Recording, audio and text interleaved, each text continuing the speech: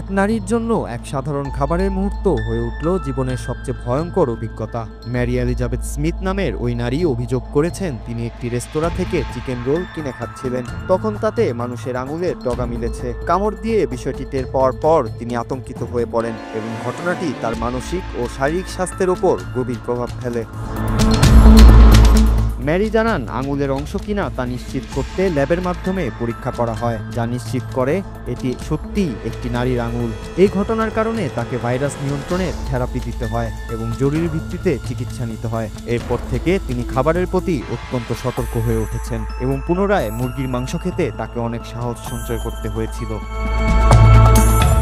রেস্তোরাঁর মালিক টেডি কার্গিয়ানিস বিষয়টি অস্বীকার করেছেন। তিনি বলেন, ঘটনার দিন তার রেস্তোরাঁয় কোনো নারী কর্মী ছিল না এবং এটি কোথা থেকে এসেছে তা বোঝা যাচ্ছে না। পাশাপাশি তিনি ম্যারির বিরুদ্ধে পাল্টা অভিযোগের হুমকিও দিয়েছেন। ঘটনার পরে এটি গণমাধ্যমে নতুন করে আলোচনায় এসেছে।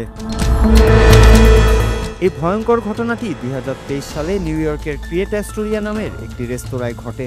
ম্যারি ওই রেস্তোরাঁয় নিয়মিত গ্রাহক ছিলেন এবং সপ্তাহে অন্তত 2 দিন সেখানে খাবার খেতে যেতেন। নতুন করে সাক্ষাৎকারে তার অভিজ্ঞতা প্রকাশের পর থেকে বিষয়টি সামাজিক যোগাযোগ মাধ্যম ও গণমাধ্যমে ব্যাপক আলোচনার জন্ম দিয়েছে। Noor Raju, Bangla TV news desk.